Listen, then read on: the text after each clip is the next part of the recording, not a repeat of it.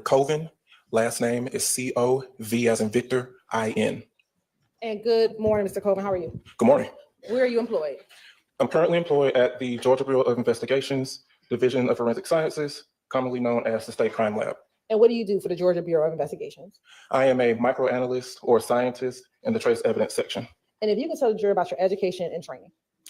I received a Bachelor of Science in Chemistry. Blah, blah, blah, blah, blah. Yeah. Processes. We don't Tell the really, jurors as a microanalyst, what are don't need to listen to his CV. Their adhesive stamps. The best evidence as far as GSR is concerned is a person's hands. You can also sample surfaces such as clothing items or anything that's made of cloth or textile material. Any other surfaces can be sampled for GSR, but some surfaces don't do as well as retaining those GSR particles and as well as making it difficult to actually sample. But any surface can technically be sampled for GSR. And if a surface is clean, so if it's your hands, if the hands are washed, or if it's a vehicle, the vehicle is clean, would that prevent you from getting GSR results in cases such as that? Can it affect getting results? Can you get closer to the mic? Yes. Thanks. When it comes to a person's hands, if GSR particles are in fact there, washing the hands will cause you to remove most, if not all, of those GSR particles. The same can be generally said with other surfaces, especially Oh, you twats. Now they're going to... Just because there is no GSR doesn't mean it weren't there. If that is your argument, then it shouldn't be. Oh,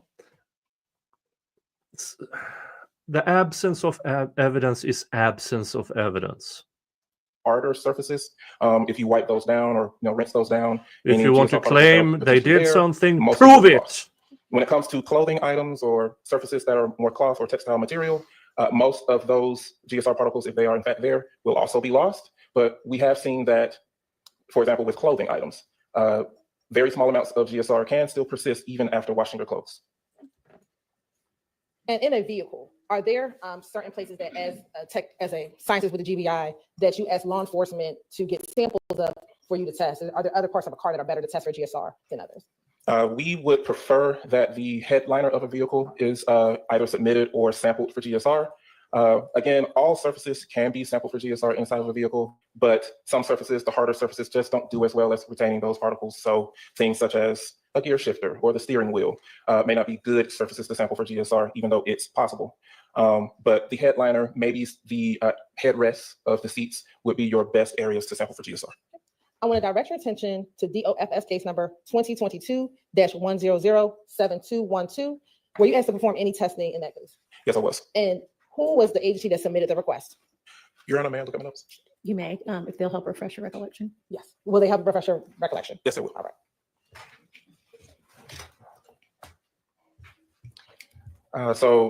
And I'm sorry, it was which officer? Which agency? Agency, the Atlanta Police Department. And what was the agency reference number? The agency reference number was 2207-31882. And who requested the testing to be done? An investigator, A.E. Hogan. And was there a named victim on that case?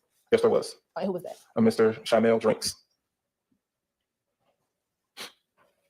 And what was submitted to the GBI for testing? So as far as GSR analysis is concerned, a headliner that is identified as being collected from an Audi A5 was submitted. Okay. And in front of you, it states exhibit 388BB. And there's some fresh gloves. Some of you recognize exhibit 388BB.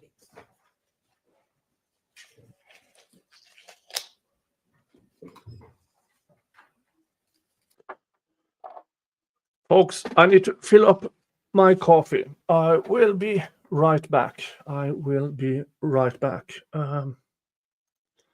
Let's see if I have anything fun for you here.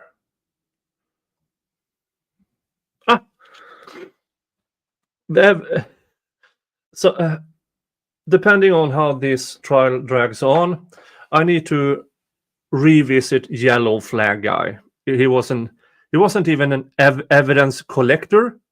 His only job at Atlanta Police Department was to put flags out on evidence.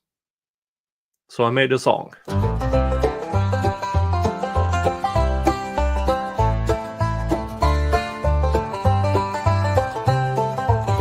Yellow flag guy in the morning light. Not quite sharp, but he's trying right. Marks the clues with yellow signs. Never solves the case, but keeps us alive.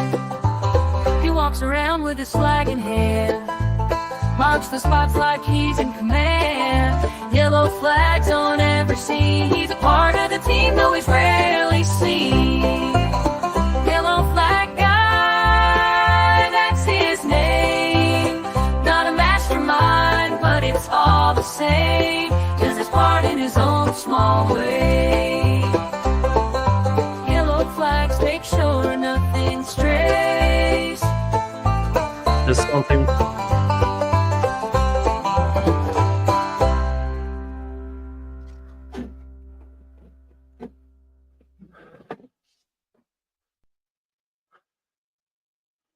Hello again. I'm having real issues with sound. I think it's StreamYard. I heard it screwed up yesterday with Sean's stream.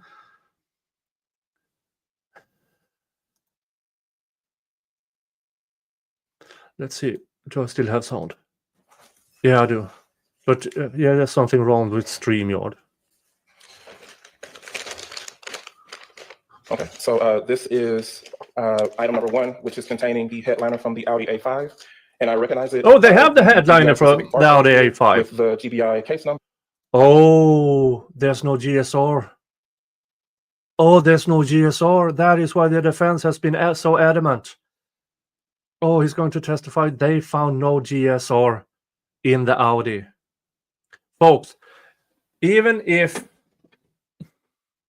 whoever fired, the state claims it's Shannon Stillwell, even if he had the gun full arm outside the window, which the video, we can see on the video, there was no arm out the window, there would still be traces because, first of all, yes, it goes forward, but then you have some blowback. So it would be GSR in the Audi. And item number of this particular package. I also recognize this package by the seals, where I initialed the seals here when I completed the analysis, and my initials and date when I started the analysis. And can you walk the jury through what you did with that particular piece of evidence in order to test for GSR? Okay, so once I am assigned this particular case, I will then go and retrieve this item of evidence out of the trace evidence evidence storage location, and then begin my analysis for GSR. So for this particular case, I was tasked with actually sampling the headliner before beginning my examination. And so I took this item of evidence into a clean processing room and began sampling this headliner using those stubs or adhesive samplers that I mentioned earlier. And when you look inside 388 BV, do you see the adhesive stubs that you use in this case? The adhesive stubs are not here unless they've been put inside.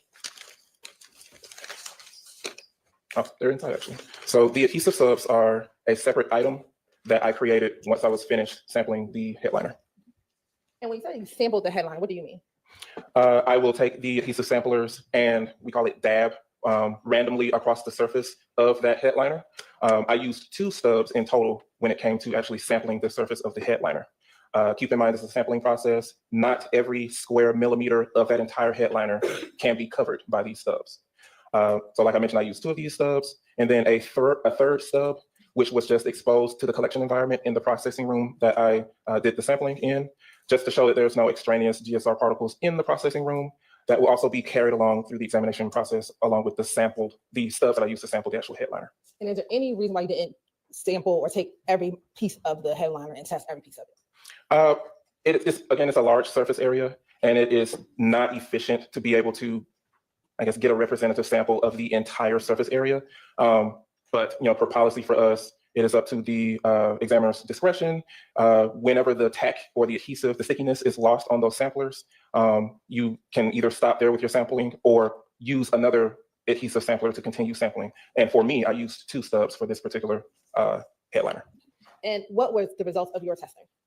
The samples from the headliner from the Audi A5 failed to reveal any particles that are characteristic of GSR. Now, since you only tested a sample of the headliner, is it possible that there could have been GSR on the portion that you did not sample or that you did not study? It is possible that there is a small amount of GSR somewhere on that headliner that I happen to miss with the sampling process. Now, I want to ask you a few hypotheticals. If a person is driving a car and they pull up to a red light, and at that red light, the same driver, I'm going to ask first, sticks their hand outside of the window and they fire a .40 caliber handgun, would you expect gunshot residue to enter into the car that the driver was in? And it's the driver that stuck the...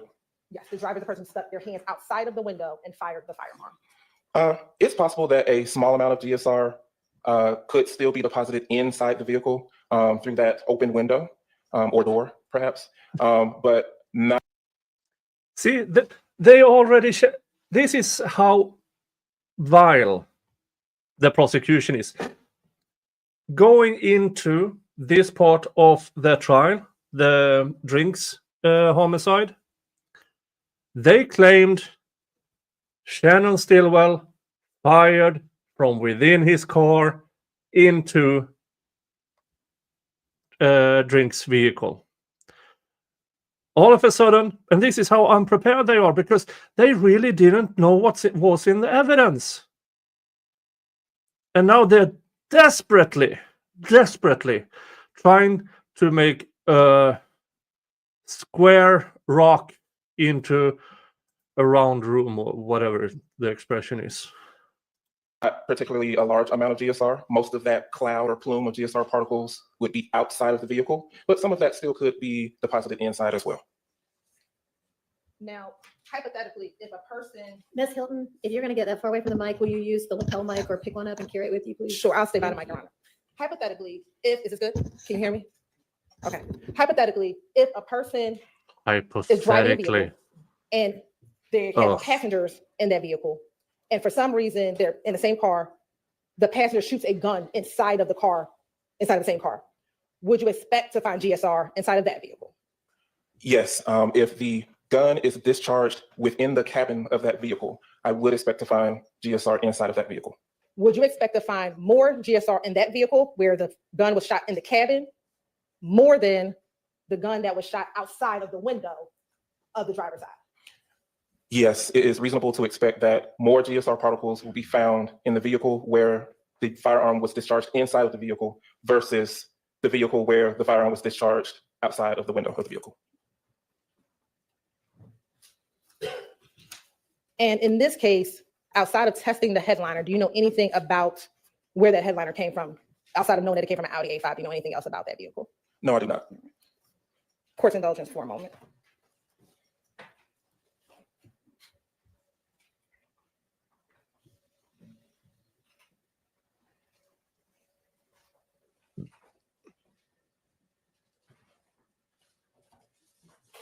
My last question for now. Do the conditions in which a vehicle is stored affect whether or not you'll be able to find GSR? So for example, if the gun is fired outside of a vehicle and the windows remain down, or the sunroof is open, or the sunroof is open and closed multiple times, does that at all affect whether or not you will find GSR inside of the car?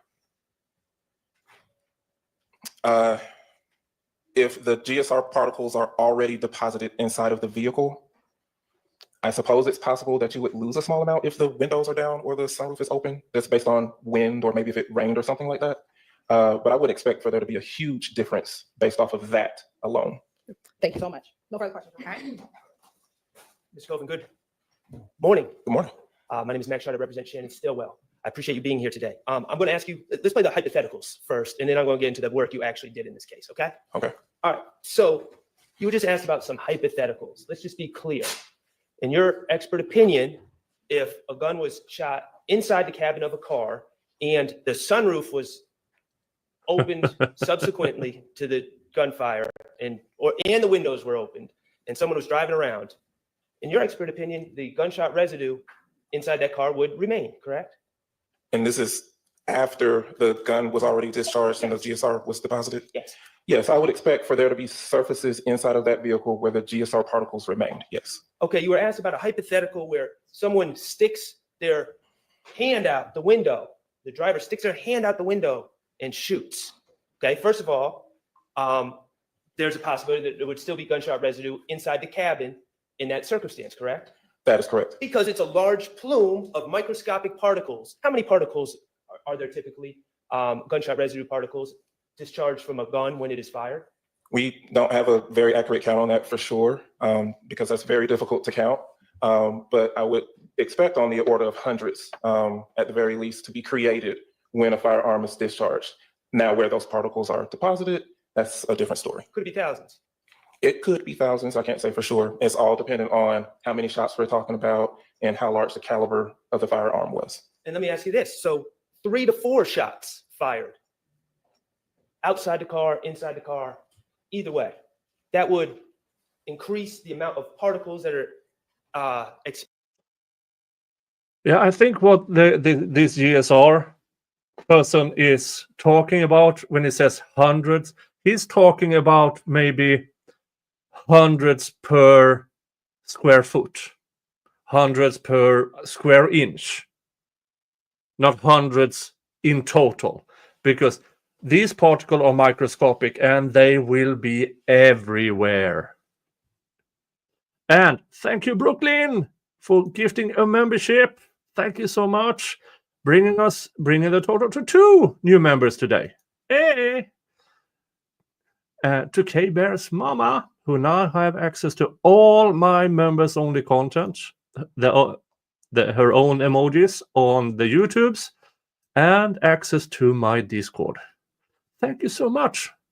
Thank you so much, Brooklyn.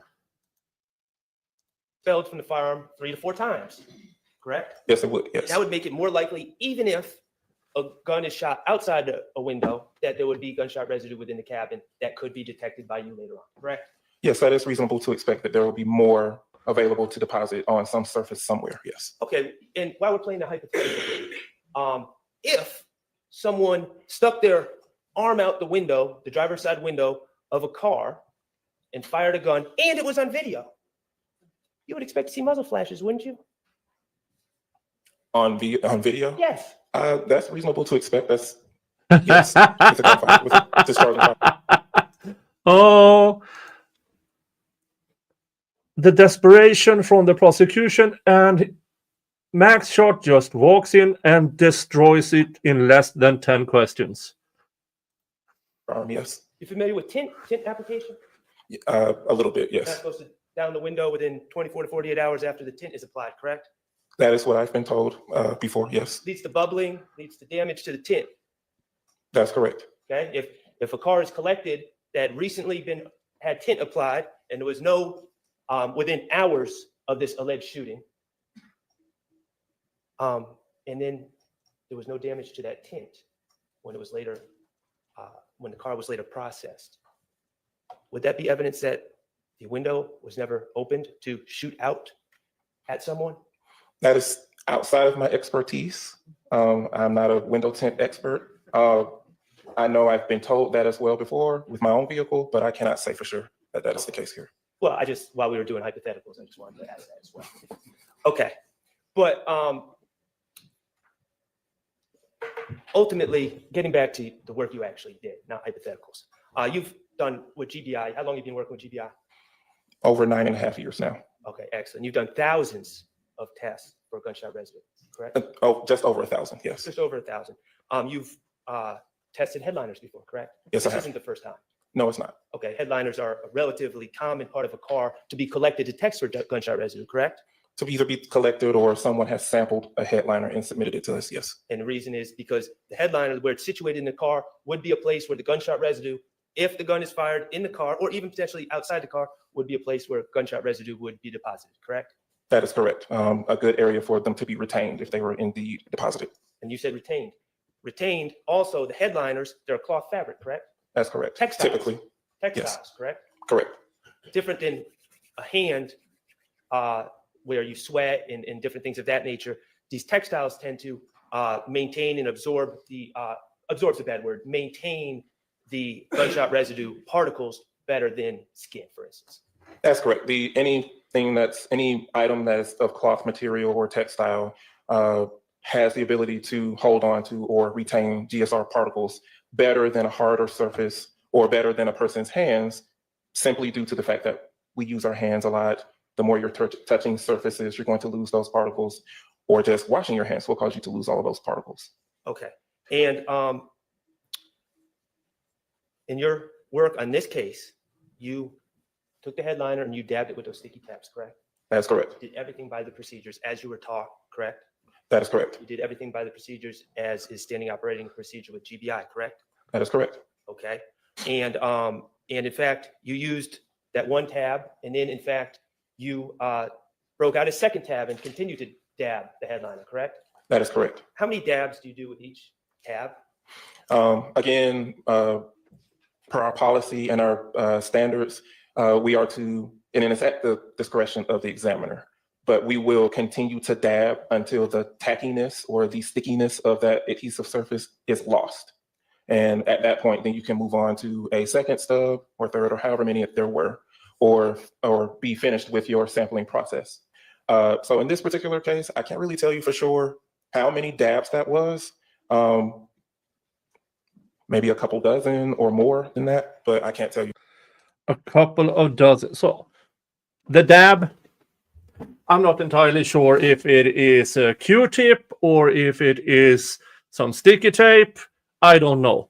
But a couple of dozen tells me they really went to town on that liner. They were probably told, do whatever you can as long as you find. Because even if Shannon hadn't used the car in this, he might have fired somewhere else, gone into his car, touched the lining, rubbing it off. Anything. 2 microscopic pieces of gunshot residue in that car, and they would have tried to nail him on it. And they found nothing in that Audi. Absolutely nothing. And then Olivia say, it's sticky tape. Okay, so a couple of dozen sticky tapes going dun dun dun dun dun dun dun dun dun dun dun dun dun dun dun dun dun dun. More, so more or less every inch of that liner was tested, and they found nothing.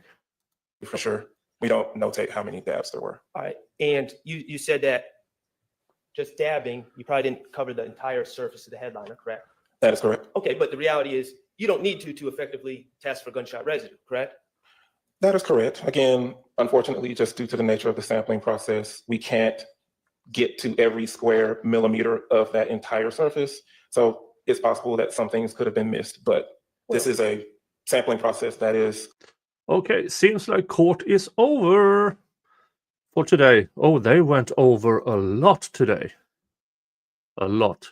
So if you just joined, welcome to recap. I haven't watched this. I'm speeding ahead, 1.25 or 1.5 speed, and skipping through the breaks. So we get all the interesting parts in this recap. Recognized throughout the forensic community and is standard for us when it comes to sampling any items for GSR. Well, and reality is when we're talking about GSR, a gun doesn't disperse GSR to one little spot, all the GSR to one little spot on the headliner. It sends a plume, correct? That's correct. A plume or a cloud, yes. And so when you're saying we didn't cover every little spot in your training experience using, in fact, not only one tab, but 2 tabs and dozens of dabs, in your 9.5 years experience, you dabbed enough to get an accurate representation of whether that headliner was exposed to a plume of gunshot residue, correct? Yes, that's correct. You felt great about the work you did. You followed all the procedures. Yes, I did feel good about the sampling process that I did. Okay.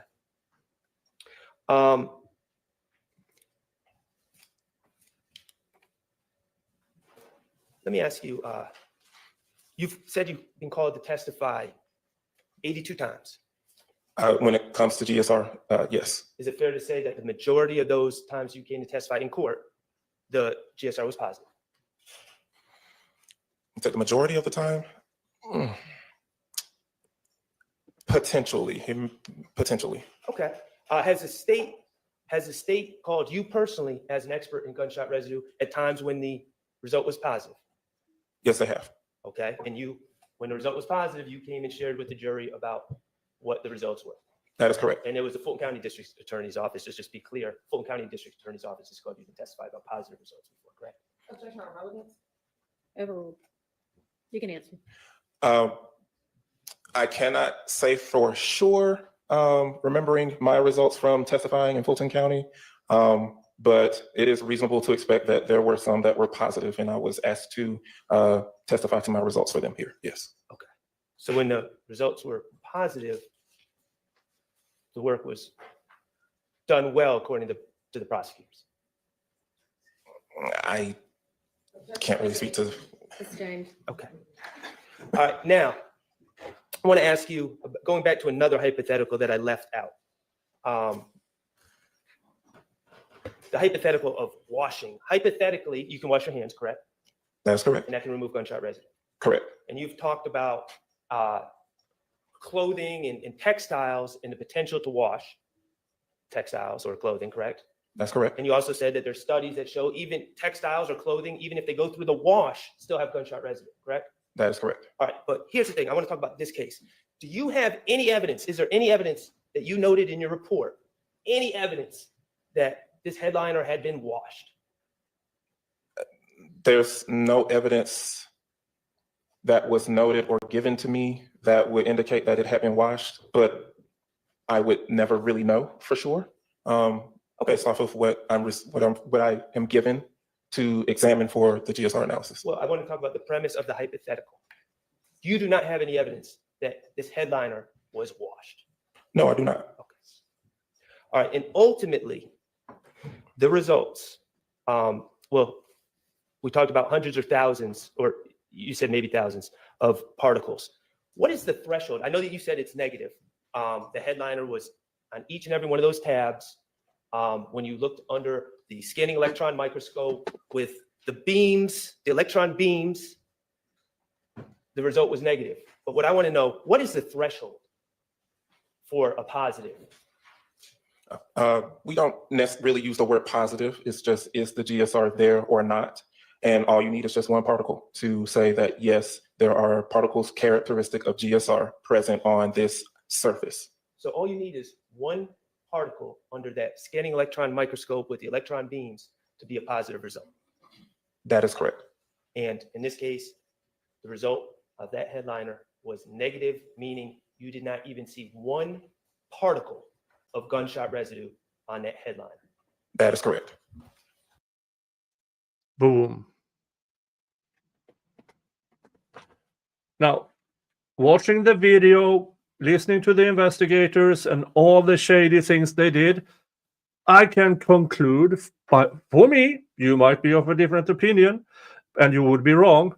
Shannon Stillwell did not kill Mr. Drinks. There is not a piece of physical evidence, not a piece of video, not a witness, nothing. This, I believe, might reach the threshold of a directed verdict. Might. But again, directed verdicts are extremely rare. Most attorneys go through their entire careers without getting one.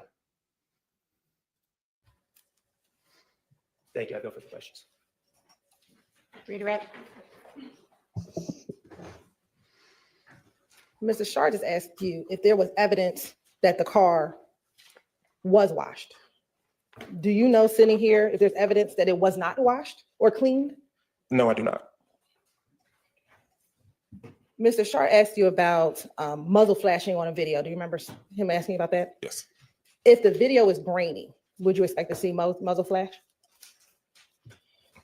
I really can't tell you for sure without actually seeing the video myself.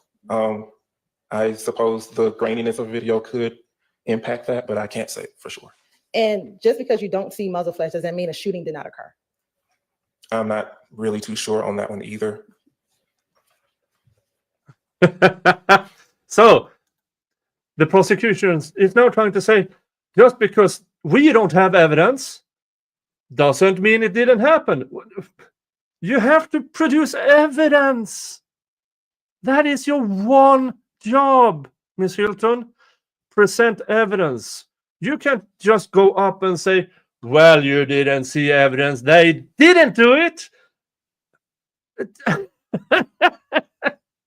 This is so stupid. And this is their witness. They put him up there voluntarily.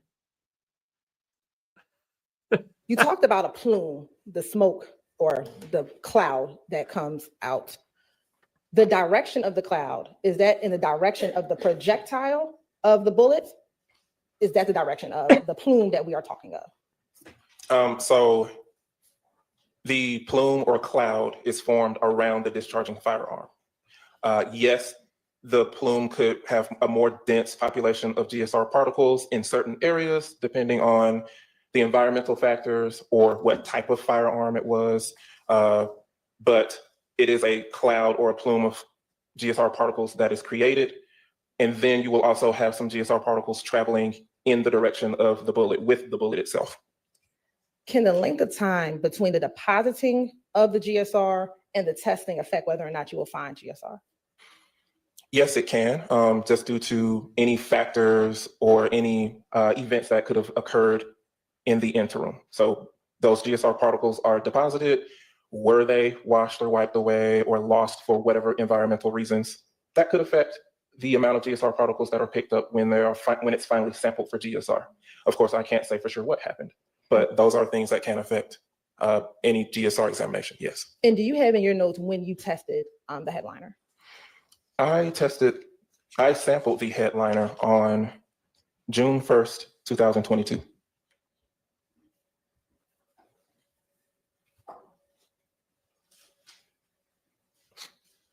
All right.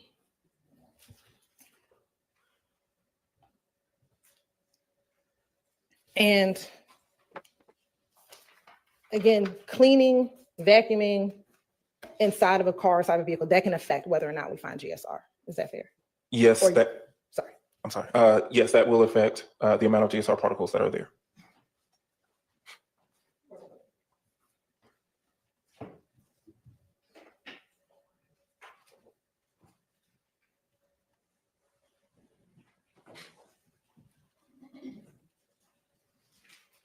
Thank you. No further questions.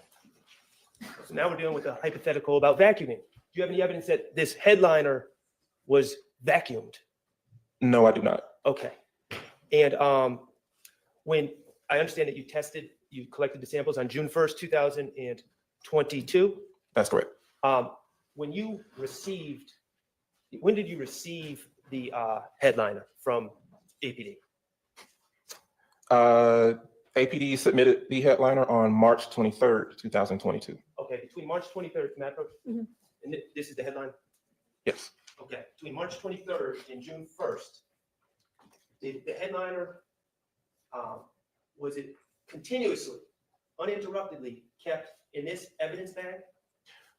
Based on the notes that I have and the records that I have, yes, it was. And this evidence bag was sealed? Yes, it was. So no one from GBI took this headliner between March 23rd and June 1st and slipped it in the laundry? No, they did not. No one took the headliner and went out on Panthersville Road and ran in the yard with the headliner, just waving it around?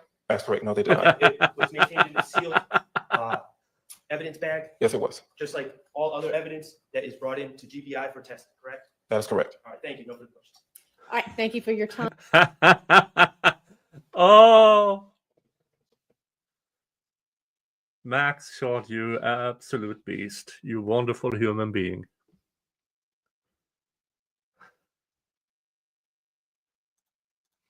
You are excused. Helen Shell's next witness. Relatively short, Your Honor. Okay, let's go ahead and call another witness before lunch. Okay.